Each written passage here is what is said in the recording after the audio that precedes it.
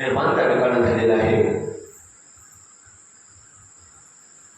या शुद्धजी माणसांना त्या ठिकाणं आपल्या वडिलांकडून त्या ठिकाणं भागवत कथेचं त्या ठिकाणं ज्ञान त्या ठिकाणी घेतलेलं आहे.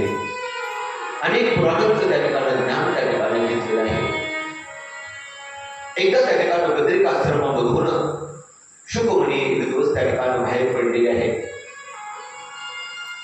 आणि बाहेर पडल्यानंतर त्या ठिकाणं पाठीमागे त्या ठिकाणं व्यास वर्षी करतायत आणि बा शुभा म्हणून त्या ठिकाणं हात त्या ठिकाणं बांधतायत. अनेक वेळेला त्या ठिकाणं व्यास वर्षी त्या ठिकाणं आवाज देतायत बा शुभा धाम असा आवाज दिल्यानंतर मात्र त्या ठिकाणं निश्चित त्या ठिकाणं झाडांकडे पक्षांकडे त्या ठिकाणं त्या शुकजी महर्षीने त्या ठिकाणं पाहिल्यानंतर ते झाड आणि पक्षी त्या ठिकाणं बोलू लागले बाशुका धाम. वृक्ष त्या ठिकाणं बोलू लागलेले आहेत. हो असा आवाज त्या ठिकाणं देऊ लागलेले आहेत. व्यास महर्षींना त्या ठिकाणं आनंद त्या ठिकाणं झाला की आपला मुलगा किती परापुरीला त्या ठिकाणं पोहोचला.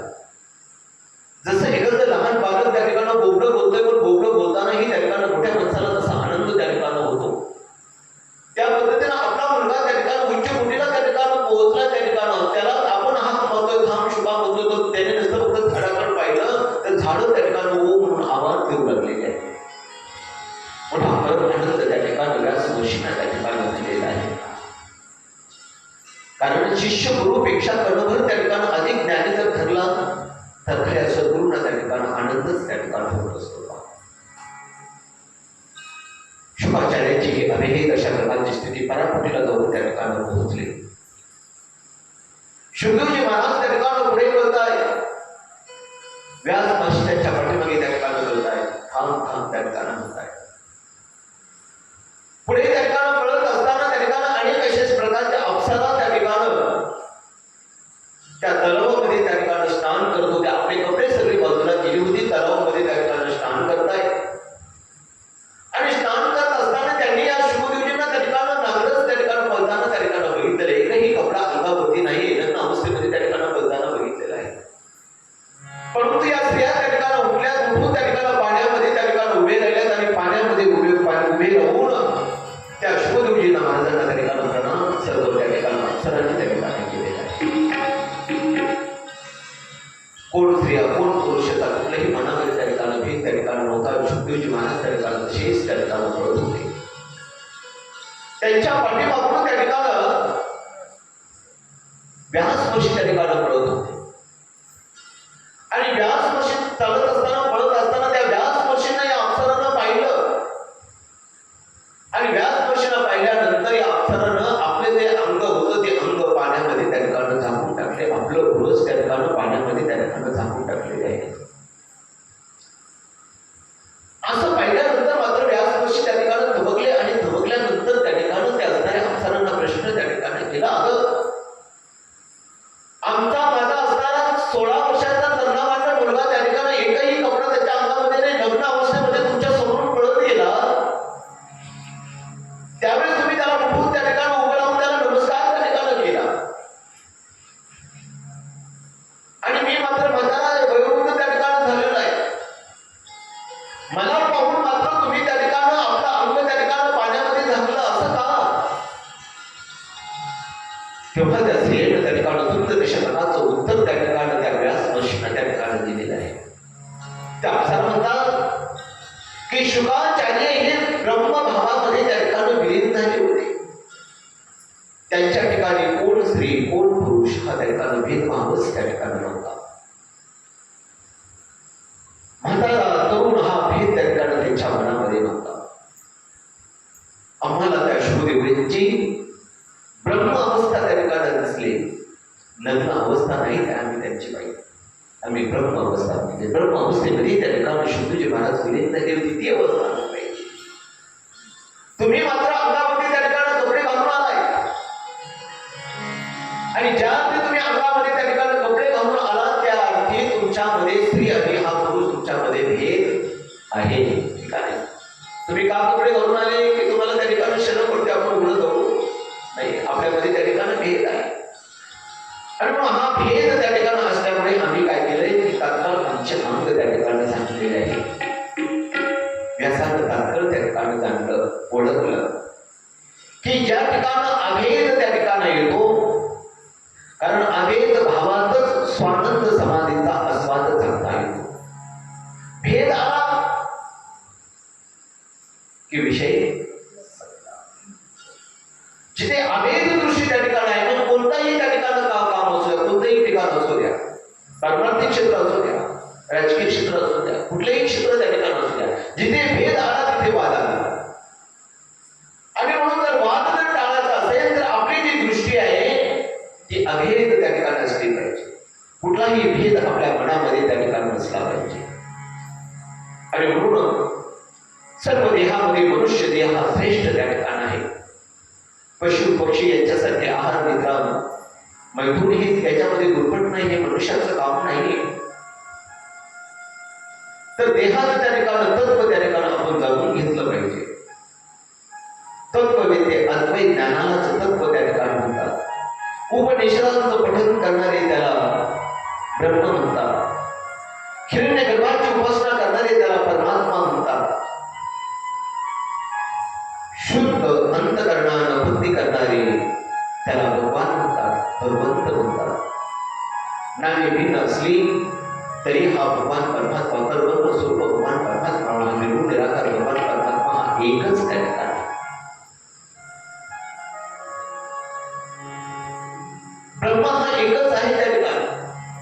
परंतु हे जे विश्व हे जे निर्माण झालेलं आहे हे त्याचं त्या ठिकाणी कार्य त्या ठिकाणी. जसं सोनं आहे, सोन्याचं सोनं पण कधी कमी होत नाही. सोन्याचे वेगवेगळे प्रकारचे त्या ठिकाणी दागिने त्या ठिकाणी केले जातात. सोन्याचे वेगवेगळे प्रकारचे त्या ठिकाणी दागिने केले जातात. आणि ते दागिने त्या ठिकाणी केल्यानंतर वेगवेगळं रूप त्या दागिन्यांना येतं.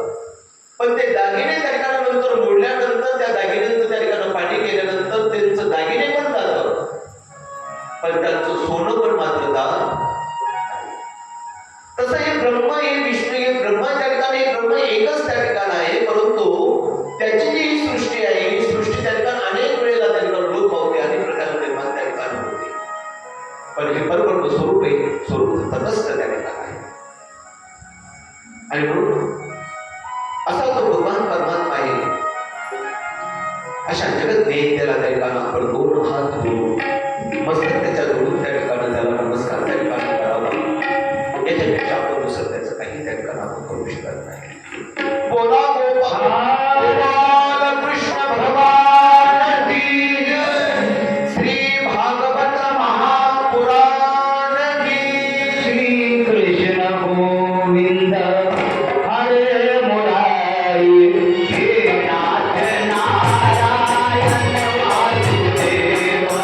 श्री कृष्ण गोविंद हरे मुरारी.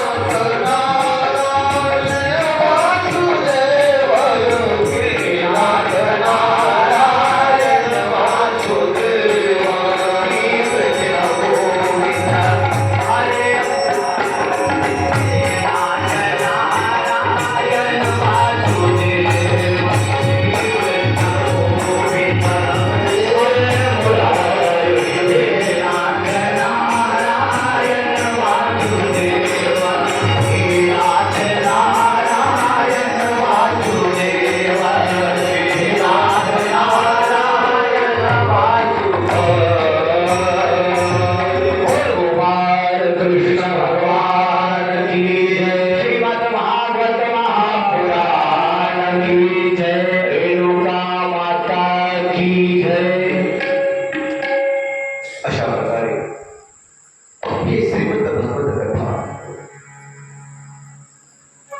भगवान विष्णूने ब्रह्मदेवानं नारद महर्षीने व्यासांनी ही कथा आपलाच असणारा मुलगा शोधजी महाराज शोधजीला त्या ठिकाणी सांगितलेली आहे. आणि हीच कथा शोधजी महाराज राजा परीक्षितला त्या ठिकाणी सांगताय. आणि म्हणून एक दिवस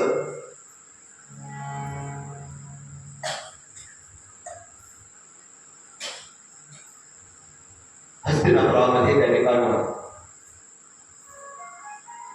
खूप दिवस त्या ठिकाणी भगवान परमात्मा त्या ठिकाणी राहिलेले आहेत. आणि नंतर त्या ठिकाणी निघण्याच्या तयारीमध्ये भगवान श्रीकृष्ण त्या ठिकाणी आहेत. आणि त्या असणाऱ्या रथामध्ये त्या ठिकाणी बसण्यासाठी त्या ठिकाणी भगवान परमात्मा त्या ठिकाणी निघालेले आहेत. निघाल्यानंतर त्या ठिकाणी अर्थशतकाचा स्वर त्या ठिकाणी भगवान श्रीकृष्णाच्या त्या ठिकाणी गाणी त्या ठिकाणी आलेला आहे. भगवंता भगवंता भगवंता असा आवाज त्या ठिकाणी आलेला आहे. मला अभय द्या. रथातूनच त्या ठिकाणी भगवंताने रथातून त्या ठिकाणी गेल्यानंतर त्या ठिकाणी पाठीमागे त्या ठिकाणी पाहिलेलं आहे. कोण आपल्याला आवाज देत आहे, कोण आपली त्या ठिकाणी प्रार्थना त्या ठिकाणी करते. आणि म्हणून त्या ठिकाणी भगवंतांना त्या ठिकाणी पाठीमागे त्या ठिकाणी पाहिलंय. पाठीमागे पाहिल्यानंतर त्या ठिकाणी त्यांना दिसली त्या ठिकाणी की ती वीर अभिमन्यूची असणारी श्री उत्तरा, भयभीत झालेली ती तरुणी, विधवा असणारी तरुणी ती भयभीत त्या ठिकाणी झालेली होती. आणि ती पटकन त्या ठिकाणी पुढे आली. आणि पुढे आल्यानंतर भगवंताला त्या ठिकाणी प्रार्थना करते. भगवंता थांब, भगवंता थांब. अरे मी तुझ्या पुढे त्या ठिकाणी पदर त्या ठिकाणी पसरते, भीक तुला त्या ठिकाणी मागते. अतिशय गोड होऊन ती उत्तरा त्या ठिकाणी बोलत होती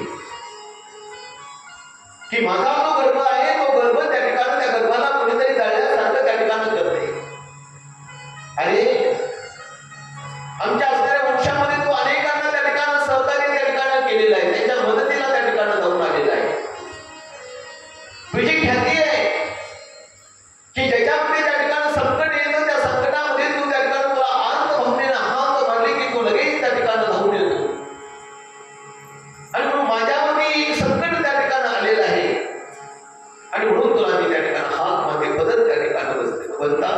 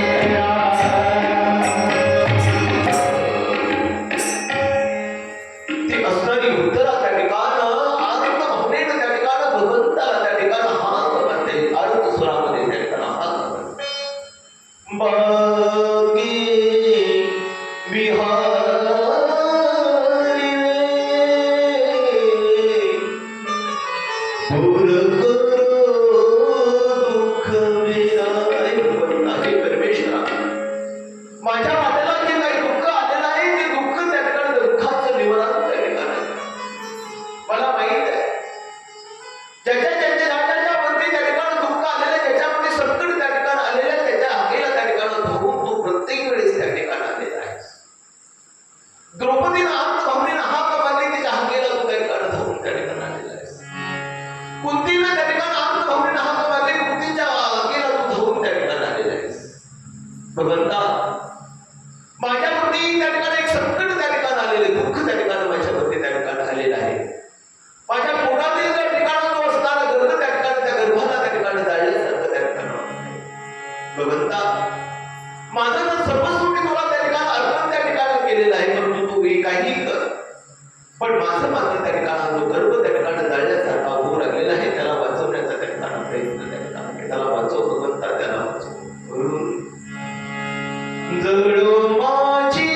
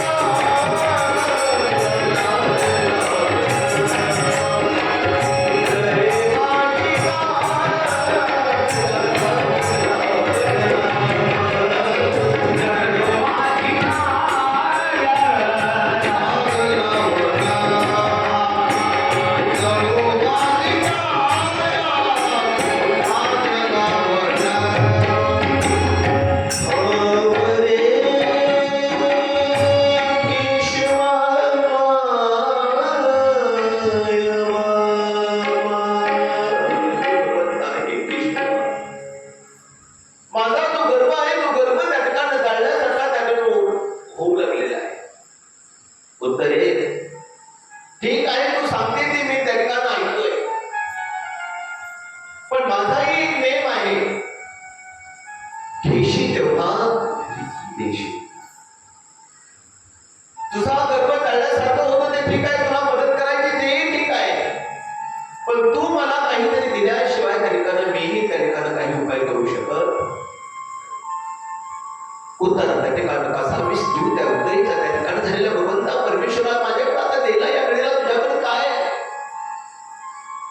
सगळे त्या ठिकाणी गेलेले आहेत त्या ठिकाणी, आता कोणी त्या ठिकाणी बाकी उरलेलं नाहीये. एकच तो अभिमन्यूचा गर्भ त्या ठिकाणी तो असणार विधी त्या ठिकाणी माझ्या पोटामध्ये, जो अभिमन्यूचा गर्भ त्या ठिकाणी माझ्या पोटामध्ये त्या ठिकाणी वाढतो. एकुलता एक त्या ठिकाणी वंशाचा दिवा त्या ठिकाणी आहे आणि त्याच्यासाठी मी तुला त्या ठिकाणी भीक त्या ठिकाणी मागते. भगवंता माझं तर सर्वस्व मी तुला अर्पण त्या ठिकाणी केलेलं आहे. आणखी याच्या व्यतिरिक्त माझ्याकडे तुला देण्यासाठी सारखं काय नाही भगवंता. उत्तरे आहे तुझ्याकडे काहीतरी देण्यासारखं आहे म्हणूनच मी तुला त्या ठिकाणी मागतो, नाही तर मागितलं येईल तेव्हा काय यावेळेस माझ्याकडे. उत्तरे तुझ्या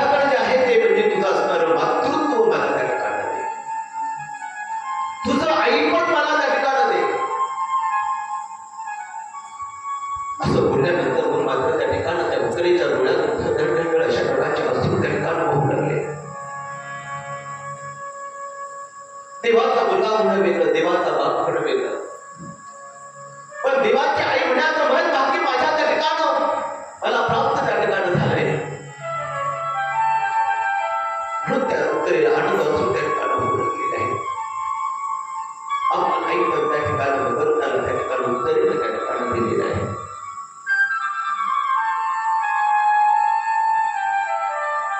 उत्तरेनं तर भगवंताच्या पायाला स्पर्श त्या ठिकाणी केला होता. भगवान श्रीकृष्णानं अंतर्ज्ञानानं त्या ठिकाणी पाहिलं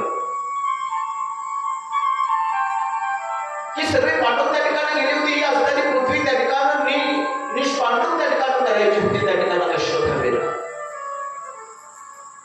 आणि म्हणून शेवटी त्या ठिकाणी या उत्तरेमध्ये त्या ठिकाणी पांडवांचा गर्भ त्या ठिकाणी आहे, वंश त्या ठिकाणी आहे. आणि म्हणून या वंशालाही त्या ठिकाणी जाळण्याचा प्रयत्न असणार हे ब्रह्मास्त्र त्या ठिकाणी असणार कोणी सोडलं होतं, या अश्वत्थाम्याने सोडलं होतं. कारण जाळण्याचा प्रयत्न त्या ठिकाणी करत होता. भगवंताच्या लक्षात आलं. भगवंतानं त्या ठिकाणी आपला अंकुशासारखं रूप बारीक रूप त्या ठिकाणी धारण केलं आणि त्या उत्तरेच्या गर्भामध्ये काय केला, प्रवेश त्या ठिकाणी केला. कारण गर्भामध्ये जाण्यासाठी ऐकत त्या ठिकाणी उत्तरेचं त्या ठिकाणी लागत होतं. गर्भामध्ये प्रवेश केल्याबरोबर त्या ठिकाणी जे ब्रह्मास्त्र त्या ठिकाणी सोडलं होतं ब्रह्मदेवाचं, ते ब्रह्मास्त्र त्याने पाहिलं आता आपला बाप आलाय, आता आपल्या इथं राहणं उपयोगाचं. भगवान कृष्णाचा त्या ठिकाणी बघितला, भगवान श्रीकृष्णाला बघितल्यानंतरच त्या ठिकाणी ते ब्रह्मास्त्र त्या ठिकाणी लोप पावलं. ते ब्रह्मास्त्र दूर निघून त्या ठिकाणी गेलेलं आहे. भगवान परमात्मा परत त्या ठिकाणी बाहेर त्या ठिकाणी आलेला आहे. गर्भाचं रक्षण त्या ठिकाणी अखंड अशा प्रकारचं त्या ठिकाणी भगवंतानं त्या ठिकाणी केलेलं आहे. पुढे 9 महिने 9 दिवस पूर्ण झाल्यानंतर, दीर्घकाश दिवस पूर्ण त्या ठिकाणी झाल्यानंतर त्यात असणाऱ्या उत्तरेच्या विपरीत पोटी त्या ठिकाणी मुलाचा जन्म त्या ठिकाणी झालेला आहे. त्याच मुलाचं नाव विष्णुरथ असं त्या ठिकाणी ठेवलेलं आहे. परंतु जे बाळ त्या ठिकाणी पुढे बाहेर आल्यानंतर तो इकडे तिकडे त्या ठिकाणी बघू लागलेला आहे, परीक्षण त्या ठिकाणी करू लागलेला आहे की आपल्या आईच्या गर्भामध्ये त्या भगवंतानं, त्या परमेश्वरानं, त्या श्रीकृष्णानं मला सगुण रूपामध्ये त्या ठिकाणी दर्शन दिलं. तो भगवान परमात्मा नेमकं कुठं आहे, तो मात्र मला या ठिकाणी दिसेना. म्हणून चहूकडे त्या ठिकाणी तो भगवान तो त्या ठिकाणी परीक्षण त्या ठिकाणी करू लागलेला. आणि परीक्षण त्या ठिकाणी करू लागल्यानंतर म्हणून त्याचं नाव त्या ठिकाणी काय ठेवलं, परीक्षित अशा प्रकारचं त्याचं नाव त्या ठिकाणी ठेवलेलं आहे. आणि म्हणून असे हे राजे परीक्षित त्यांचं नामकरण विधी त्या ठिकाणी ठेवलेलं आहे. मोठ्या कौतुकानं त्या ठिकाणी युधिष्ठिरानं म्हणजे धर्मराजानं त्या ठिकाणी विचारलेलं आहे की असं पण कोणासारखं दिसेल, कोणासारखं होईल, हे का कसं वागेल. आणि म्हणून एक ब्राह्मण त्या ठिकाणी सांगू लागलेले आहे, राजा हा बालक इक्ष्वाकू राजाप्रमाणे होईल, प्रजेचं रक्षण त्या ठिकाणी करेल. कोणी सांगितलं राजा दशरथाप्रमाणे होईल, सत्य प्रतिज्ञा त्या ठिकाणी बोलेल. कोण म्हणू लागलं त्या ठिकाणी राजा भरताप्रमाणे त्या ठिकाणी होईल, त्याची कीर्ती वाढेल. कोणी म्हणले त्या ठिकाणी आजोबा सारखं त्या ठिकाणी अर्जुनाप्रमाणे महान पराक्रमी होईल, त्याची महती त्या ठिकाणी हिमालयाप्रमाणे वाढेल. तो साधूंचं रक्षण त्या ठिकाणी करेल, साधूंचा आश्रयस्थान त्या ठिकाणी बनेल. सर्व जो तो आपापल्या पद्धतीनं आपापलं वेगवेगळं मत त्या ठिकाणी व्यक्त त्या ठिकाणी करू लागलेलं आहे. कोणी म्हणू लागलं त्या ठिकाणी ब्रह्मदेवाप्रमाणे त्या ठिकाणी समतेनं त्या ठिकाणी राहील, सर्वांमध्ये समान अशा प्रकारचं त्या ठिकाणी भाव त्या ठिकाणी ठेवील, सर्वांचं रक्षण त्या ठिकाणी करेल.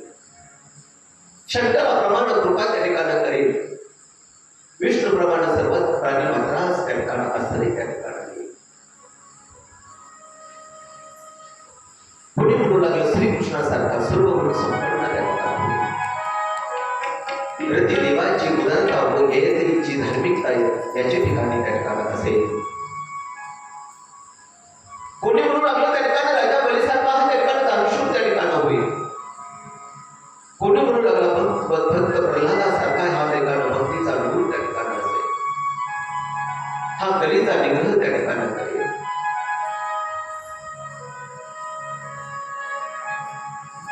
त्या ठिकाणी पुढेही त्याच्या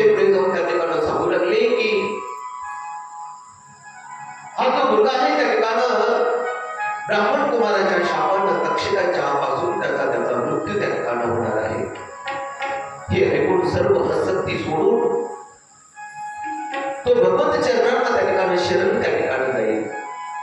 हे राजा व्यासपुत्र शुकदेव याच्याकडून हा भगवत कथेचा श्रीमद भागवत कथेचा त्या ठिकाणं ज्ञान त्या ठिकाणी घेईल. यथार्थ स्वरूपाचं ज्ञान त्याला त्या ठिकाणं शुकदेवजी महाराजांकडून त्या ठिकाणं होईल. शेवटी गंगा किनारी आपल्या शरीराचा हा त्याग करून निश्चिंतपणे अभय पद त्या ठिकाणं भगवंताचं प्राप्त त्या ठिकाणं करून त्या ठिकाणी केले. असे वेगवेगळे मत प्रभाव त्या ठिकाणी भविष्यवाणी त्या ठिकाणी सांगू लागले. युधिष्ठिराला मात्र त्या ठिकाणी हे भविष्य त्या ठिकाणी ऐकून त्या ठिकाणी परम अशा प्रकारचा आनंद त्या ठिकाणी झालेला आहे. नवी त्या ठिकाणी कुटुंब माणसं त्या ठिकाणी चढल्यासारखं त्या ठिकाणी धर्मराजाला त्या ठिकाणी होऊ लागलेलं आहे. प्रेम असुरने त्या ठिकाणी युधिष्ठिराचे धर्मराजाचे त्या ठिकाणी डोळे भरून त्या ठिकाणी झालेले आहे. त्याला कळून की सर्व श्रीकृष्णाची कृपा आहे आणि म्हणून गदगदून त्या ठिकाणी त्याला आलेल्या आनंदातून त्या ठिकाणी वाहू लागले आणि त्या भगवंताचं नामस्मरण भगवंता ही सगळी तुझीच कृपा आहे. देवा एक तुझा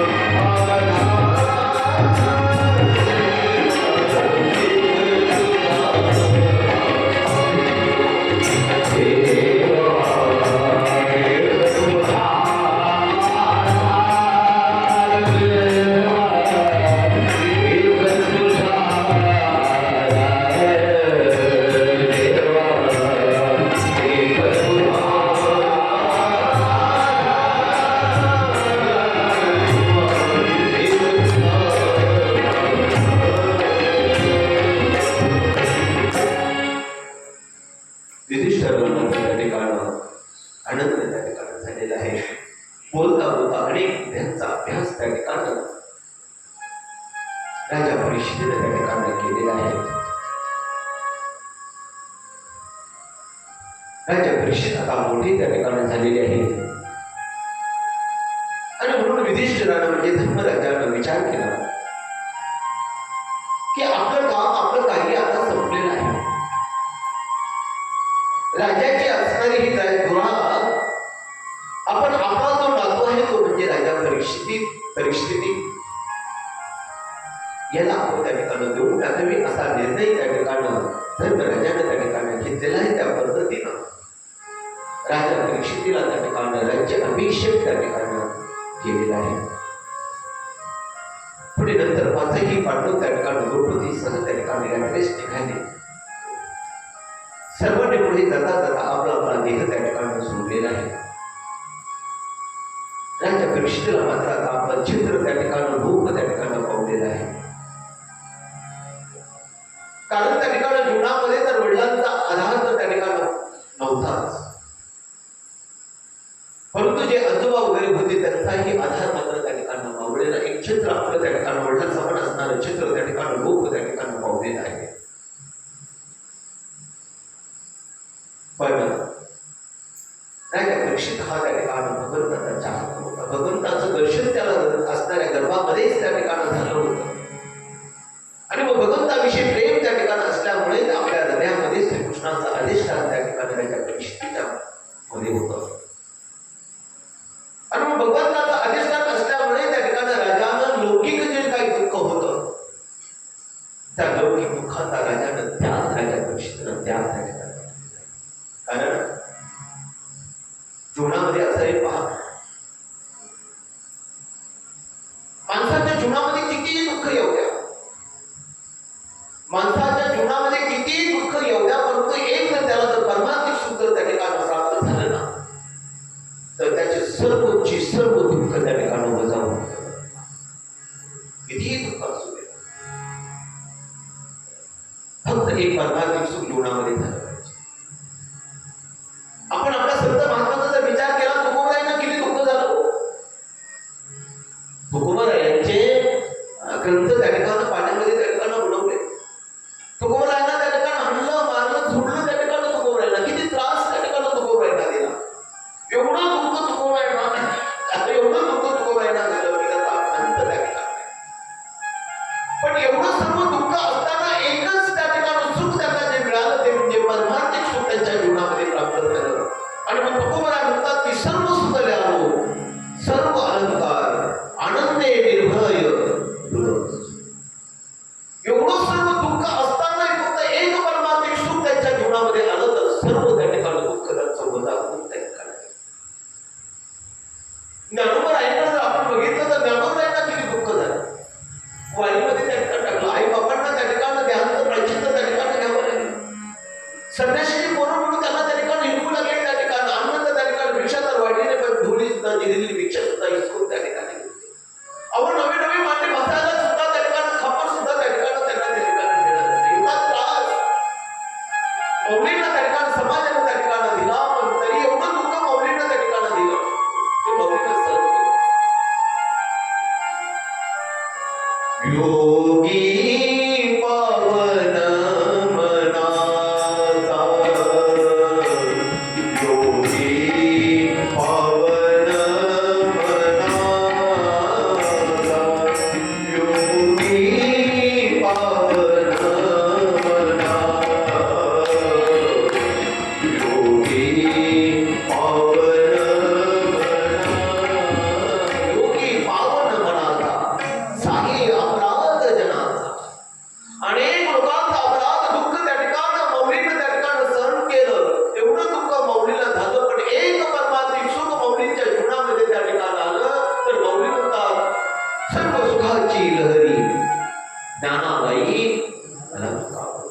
किती दुःख आहे जीवनामध्ये, पण एक सुख मात्र परमात्मिक सुख त्यांच्या जीवनामध्ये प्राप्त झालं तर सर्वचे सर्व दुःख त्यांचं बदल. आमच्या कुंती मातेनं व भगवान श्रीकृष्ण सगळ्याला विचारलं त्या ठिकाणी तुम्हाला काय पाहिजे, तुम्हाला काय पाहिजे, तुम्हाला काय, सगळ्याला त्या ठिकाणी देऊ शकलो. शेवटी कुंती मातेला विचारलं आता तुला काय पाहिजे. आत्याने बघून एवढं भगवान परमात्माचं का, पण आमच्या असणाऱ्या आत्याने आमच्या असणाऱ्या कुंती मातेनं मागितलं देवा मला फक्त दुःख दे, त्याच्या व्यतिरिक्त काही दुःखामध्येच तुझं काय होईल मला स्मरण त्या ठिकाणी होईल. आणि म्हणून मला तुला द्यायचंच असेल तर फक्त मला दुःख म्हटलं त्याच्यामुळे तुझी विस्मरण माझं मला तुला होणार नाही. आणि म्हणून या संत महात्म्याने सगळे सुख एक परमात्मिक सुख त्यांच्या जीवनामध्ये आलं त्या ठिकाणी त्यांना सुख स्मरण. तसं राजा युधिष्ठिर त्या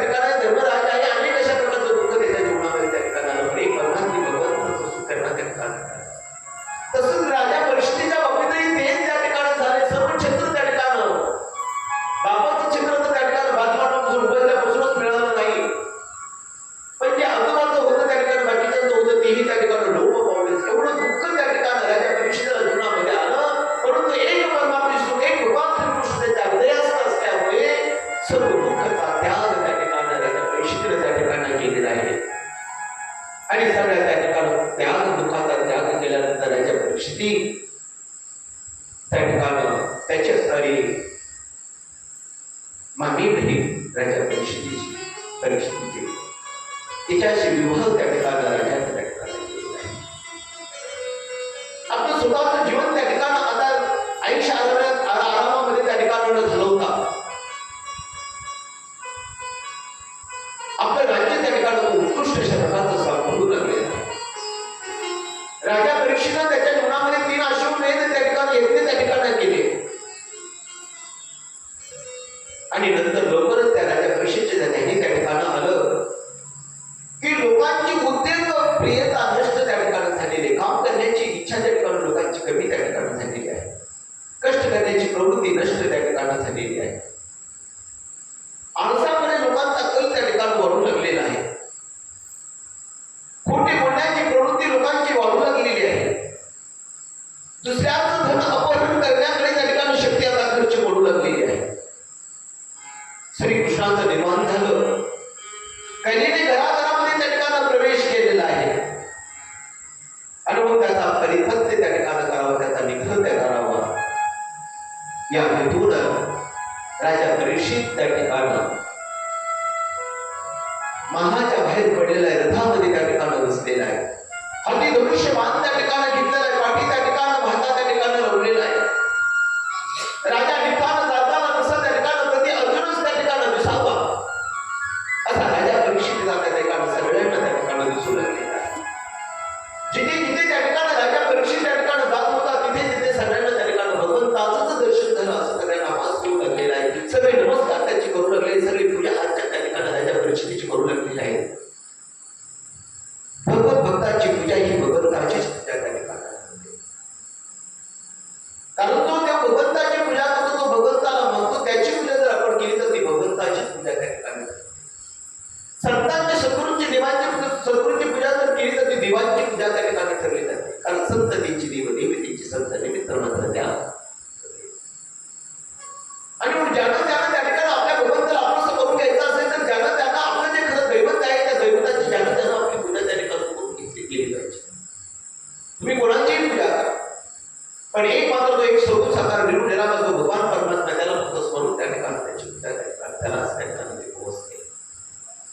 7 दिवसाची 7 वार आहे, 7 देवता आहेत, त्यांची पूजा करा, पांडुरंगाची पूजा करा, अनेक तीर्थक्षेत्रांची पूजा करा, देवधर्म त्या ठिकाणी करा. पण नाही कुठं तीर्थयात्रेला त्या ठिकाणी जाता आलं नाही, आपल्या गावातल्या देवी मंदिरात रेणुका मातेच्या दर्शनाला आलं नाही, पांडुरंगाच्या दर्शनाला जाता आलं नाही, कुठे त्या ठिकाणी हनुमंतरायांच्या दर्शनाला जाता आलं नका जाऊ. पण कमीत कमी आपल्या घरी जे काही ठिकाणी जे काही देवता आहेत त्या देवतेला तरी आपलं करा, त्यांची तरी पूजा करा. आपल्या घरातील असणारी देवता ती म्हणजे त्या ठिकाणी नवरीचा देव जर असेल तर तो म्हणजे नवरदेव. नाही आपल्याला बाकीची कोणाची पूजा करीत करता आली तरी नका करू, परंतु आपल्या नवऱ्याची तरी पूजा करा. पती हाच परमेश्वर आहे, त्याला परमेश्वर माना, त्याला आपलं देव माना, त्याची पूजा करा. त्याला काय आवडतं, त्याला काय लागतं त्याची पूजा केली, त्याला आपलं केलं की त्याचं सुख तुम्हाला मिळणार, म्हणजे देवाचं सुख तुम्हाला मिळणार आहे. म्हणजे पती हाच तुमचा परमेश्वर आहे. नाही कुठं बाहेर जाता आलं तरी कमीत कमी करता देवाला, शिष्याला नाही कुठं जाता आलं तरी कमीत कमी आपल्या गुरुच्या ऐकणे गुरु एक परब्रह्म ऐशी दया कळले वर तेथे आहे देव घडा पाय त्यांचे तोड धरा.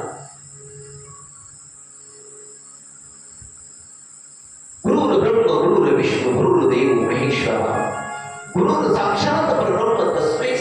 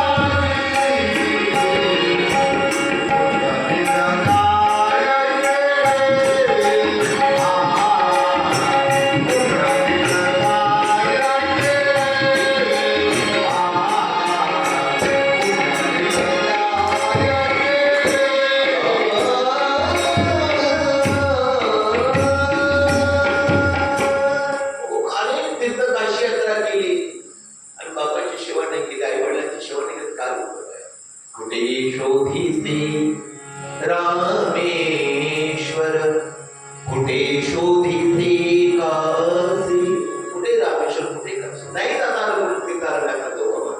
पण आपल्या घरातील जी काही देवता आहे त्या देवतेला तरी कमीत कमी आपलंच करा आणि त्यांचं सर्व सुख आपल्या जीवनामध्ये त्या ठिकाणी प्राप्त करून त्या ठिकाणी. आणि म्हणून असा हा राजा परीक्षित सगळ्यांना त्या ठिकाणी आपलंच त्या ठिकाणी करून गेल्या रथामध्ये त्या ठिकाणी बसलेला आहे. सगळे जण त्याची पूजा त्या ठिकाणी करतायत. भगवान परमात्माच त्या ठिकाणी दिसावा, कारण त्या असणाऱ्या सर्व लोकांच्या मुखातून राजाला त्या भगवान श्रीकृष्णाची स्तुती त्या ठिकाणी ऐकायला मिळायची. आणि म्हणून ती स्तुती ऐकल्यामुळे राजाला आणखी त्या ठिकाणी स्मरण त्या ठिकाणी यायचं. अशा प्रकारे राजा त्या ठिकाणी चालू लागलेला आहे. हा राजापर्यंत त्या ठिकाणी प्रवेश करता करता त्या ठिकाणी प्रवेश त्या ठिकाणी चालू आहे. प्रवास त्या ठिकाणी चालू आहे. त्या ठिकाणी चालू असताना एक त्या ठिकाणी वृषभ रूप धारण करणारा तो म्हणजे धर्म, तो धर्म त्या ठिकाणी होता. आणि त्या धर्माजवळ ती त्या ठिकाणी असणारी ती भूमाता म्हणजे गाय रूप धारण करून त्या ठिकाणी आली त्या ठिकाणी धर्माजवळ. आणि ती भूमाता ती गाय त्या धर्माला त्या बैलाला त्या ठिकाणी म्हणते. तिच्या डोळ्यामध्ये त्या ठिकाणी अश्रू आले, दुःखी त्या ठिकाणी कष्ट दिसू लागले. तेव्हा धर्माला वाईट वाटलं आणि म्हणून कळकळीनं त्यानं त्या ठिकाणी दुःख त्या ठिकाणी विचारलं त्या भूमातेला. तेव्हा ती पृथ्वी माता त्या ठिकाणी म्हणते की भगवान श्रीकृष्णाचं वास्तव त्या ठिकाणी होतं तोपर्यंत तुझे चारही पाय त्या ठिकाणी व्यवस्थित होते. शौच, दया, सत्य ही धर्माची जी लक्षण त्या ठिकाणी आहे. आपण त्या ठिकाणी धर्म म्हणजे आपण त्या ठिकाणी हा जातीय धर्म त्या ठिकाणी वाद त्या ठिकाणी पेटवतो आणि त्या धर्माच्या त्या ठिकाणी अवश्याचे त्या ठिकाणी राजकारणी लोक आपल्या पुढ्या त्या ठिकाणी बांधून घेतात. पण धर्म म्हणजे खूप बरोबर नव्हे. धर्म ही पाण्याची गोष्ट नाही, धर्म ही वाचण्याची गोष्ट नाही. धर्म हा त्या ठिकाणी अनुभव त्याची काही लक्षण आहे. ती लक्षणं आपण त्या ठिकाणी दया, क्षमा, शांती, सद्विचार, सदाचार, अहिंसा ही त्याची लक्षणं आहेत की आपण ती कधी जीवनामध्ये जोपासली पाहिजे. त्याला धर्म त्या ठिकाणी म्हटलेलं आहे. आणि म्हणून ही गोमाता म्हणते की तुझे त्या ठिकाणी पाय त्याला काटलेले आता तुझा एक जो पाय राहिलेला आहे तोही त्या ठिकाणी थोडंसं त्याला असं वाटू लागलेलं आहे त्या कलेला. आणि म्हणून त्या ठिकाणी त्या असणाऱ्या राजा परीक्षित मात्र त्या ठिकाणी त्याला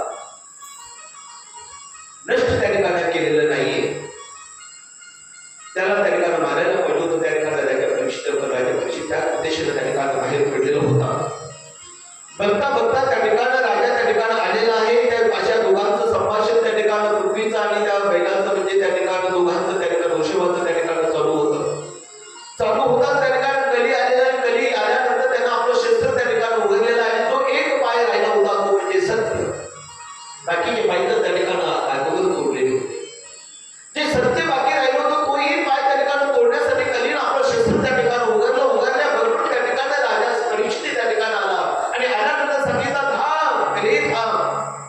काय करतो राजा परीक्षितला त्या ठिकाणी बघितल्यानंतर त्या ठिकाणी कली मात्र आता घाबरू लागलेला आहे, कारण तो भगवंताचा त्या ठिकाणी चाहत आहे. आणि म्हणून त्या ठिकाणी कली आता घाबरू लागलेला आहे.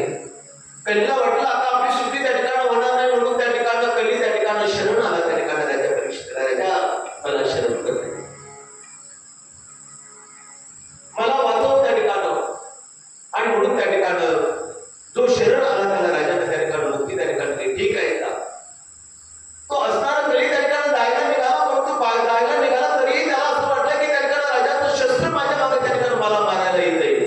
घाबरला आणखी कली परत मागाला. परत त्या ठिकाणी राजा परीक्षित शरण राजा मला त्या ठिकाणी माफ कर, मला याच राज्यामध्ये राहण्याची जागा त्या ठिकाणी. आणि म्हणून राजा परीक्षितीनं त्या ठिकाणी जागा त्या ठिकाणी दिलेली आहे. म्हणजे असत्य भाषण, मद्यपान बुद्धीला भ्रष्ट त्या ठिकाणी करत आहे, मत बनवतो, स्त्री संग काम मध्यता प्रबल त्या ठिकाणी होत असतो, सर्वस्वाचा नाश होतो, हिंसा मुक्ती आपली त्या ठिकाणी झाल्यानंतर आपल्याकडे क्रूर भावना आपल्यामध्ये निर्माण होते. आणि म्हणून त्या ठिकाणी हे या ठिकाणी तू त्या ठिकाणी कलेला राहण्यासाठी जागा दिली. पण कली म्हणतो हे ठीक आहे एवढं जागा दिल्या, पण हे ठिकाणच नाही माझं, याला अनुसरून आणखी एखादी जागा दे की जेणेकरून हे सगळ्या गोष्टी मला त्या ठिकाणी प्राप्त त्या ठिकाणी होतील. आणि म्हणून आणखीन एक जागा ती अशी म्हणून त्या ठिकाणी बोललेले आहे. विचारल्यानंतर सुवर्ण ही एक जागा त्या ठिकाणी शेवटी राजा परीक्षितीनं त्या ठिकाणी कलेला दिलेली आहे आणि तो कलेल सुवर्णामध्येही त्या ठिकाणी राहू लागलेला आहे. अशा प्रकारे राजा वृषभ धर्माचं 3 पाय त्या ठिकाणी राजाने परत त्या ठिकाणी जोडून दिलेले आहेत. द्रव्य संचयानं सर्व स्वाचा नाश होतो, म्हणून हरिभक्त द्रव्यापासून त्या ठिकाणी निवृत्तीला जातात. भगवंत भक्तांची परीक्षा पाहण्यासाठी भक्तांचं द्रव्य प्रथम हरण करतो. दुःखी कष्टी जीवनात जो भगवंताला विसरत नाही तो खरा भक्त त्या ठिकाणी त्या भगवंताची भगवत राखा लंका बंका यांचं उदाहरण आपण मी पाठीमागं आपल्याला सांगू त्या ठिकाणी. गरीब परिस्थिती आहे, पण गरीब परिस्थितीमध्ये कुठल्याही सोन्याचा कुठल्याही गोष्टीचा मोह त्या ठिकाणी पैशाचा मोह या भगवत भक्तांना त्या ठिकाणी होता आहे. सोने रुपये पृथ्वी समान त्या ठिकाणी आहे. त्याचा मोह त्या ठिकाणी जे खरे भक्त आहे त्यांना त्याचा मोह त्या ठिकाणी होत आहे, लाभ त्या ठिकाणी माळेवरील काय चैन असते त्या ठिकाणी ते घेण्याचं लक्ष त्या ठिकाणी असते. आणि म्हणून हे जे खरं भक्त असतात त्या ठिकाणी या भक्तावरती त्या ठिकाणी देव दुःख त्या ठिकाणी त्यांना देतो, त्यांच्याकडे गरिबी त्या ठिकाणी आणतो. पण गरिबीमध्येही त्या ठिकाणी कुठल्याही बाबतीला कुठल्याही प्रलोभनाला जे बळी पडत नाही त्याच्यामध्ये त्या ठिकाणी ते पास होतात. ते मात्र पुढे त्या ठिकाणी भगवत परमात्मा त्यांना सर्वस्व काही त्या ठिकाणी दिल्याशिवाय त्या ठिकाणी राहत नाही. आणि म्हणून खरा भक्त त्यांनाच त्या ठिकाणी म्हणावं. अशा प्रकारे त्या ठिकाणी राजा त्या ठिकाणी पुढे त्या ठिकाणी निघालेला आहे. आणि पुढे निघाल्यानंतर त्या ठिकाणी राजाला त्या ठिकाणी मात्र आता तहान लागलेली आहे. आणि तहान लागल्यानंतर त्या ठिकाणी पुढे त्या ठिकाणी आपल्याला पाणी प्यायला मिळेल का म्हणून त्या ठिकाणी इकडे तिकडे पाहू लागला. तेव्हा एक आश्रम त्या ठिकाणी दिसला. त्या आश्रमाकडे राजा त्या ठिकाणी परीक्षित गेलेला आहे. गेल्यानंतर तिथे एक साधू त्या ठिकाणी शमी ऋषी त्या ठिकाणी तप साधनेला त्या ठिकाणी बसलेले होते. मोठमोठ्यानं आवाज दिला परंतु प्रत्युत्तर मात्र त्या ठिकाणी येईना. साधूने बघितलं हे त्या ठिकाणी आपल्याला बघून तर त्या ठिकाणी सोबत करत नाही ना, म्हणून त्या ठिकाणी राजा परीक्षेला थोडं जरा फरक झाला. कारण सोन्याचा मुकुट होता ना डोक्यामध्ये आणि कली कुठं होता सोन्यामध्ये. कलीला जागा कोणी दिली राजा परीक्षेत सोन्यामध्ये राहण्यासाठी. आणि तो सोन्याचा मुकुट त्या ठिकाणी राजा परीक्षेच्या डोक्यामध्ये होता. त्याची प्रतिष्ठा झाली. जनतेचं पालन करणारा सज्जनांना ऋषी मुनींचा सांभाळ करणारा राजा. पण बुद्धी असणाऱ्या सोन्यामुळे त्या मुकुटामुळं भ्रष्ट झाली. राजाला त्या ठिकाणी मेलेला साप होता. तो मेलेला साप त्या असणाऱ्या बाणानं उचलला. तो साप त्या ऋषींच्या गळ्यामध्ये त्या ठिकाणी टाकला. राजा परीक्षेत निघून त्या ठिकाणी घरी गेला. इकडे त्या असणाऱ्या शमी ऋषींचा मुलगा तो बसणारा झुंगी त्या ठिकाणी आलेला आहे. आणि झुंगी त्या ठिकाणी आल्यानंतर त्यानं त्या बापाच्या गळ्यामध्ये पडलेला साप बघितला. अरे बापरे म्हणून म्हणून रडायला लागला, ओरडायला लागला. नाही म्हणून रडायला लागला. कोणी केला असावं माझ्या बापाची चेष्टा.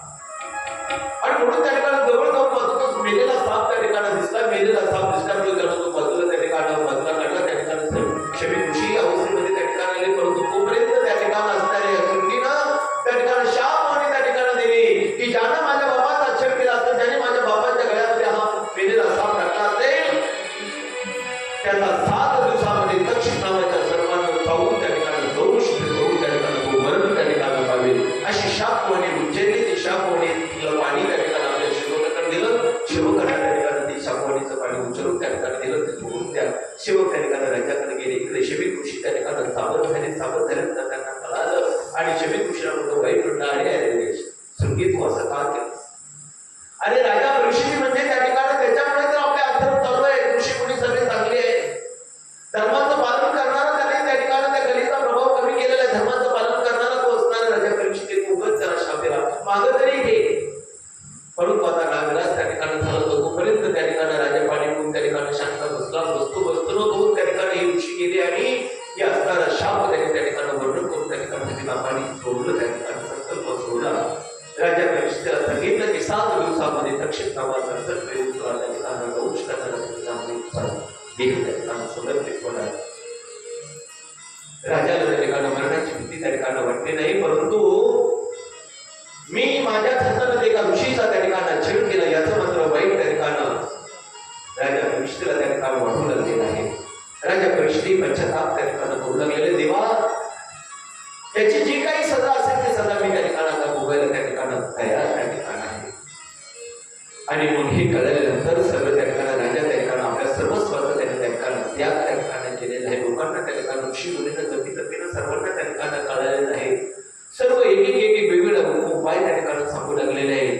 राजा परीक्षेने मात्र त्या ठिकाणी देवासाठी त्या ठिकाणी जोग घेतलेला आहे.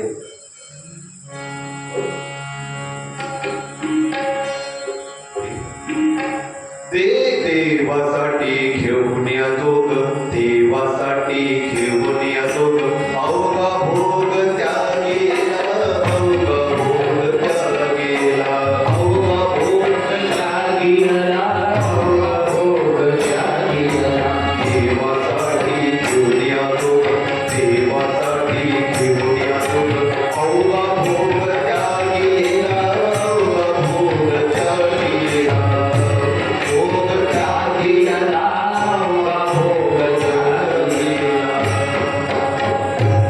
आणि म्हणून वेगवेगळे कारण त्या ठिकाणी लोक त्या ठिकाणी ऋषी मुनी तुम्ही सगळे त्या ठिकाणी सांगू लागलेले आहे. तो कथापद आपण त्या ठिकाणी त्याच्याला त्या ठिकाणी बघू. आपल्या घरच्या कथा बघायला बघू त्याच्या आज याच ठिकाणी आपण त्या ठिकाणी थांबणार आहोत. आरतीची तयारी होईपर्यंत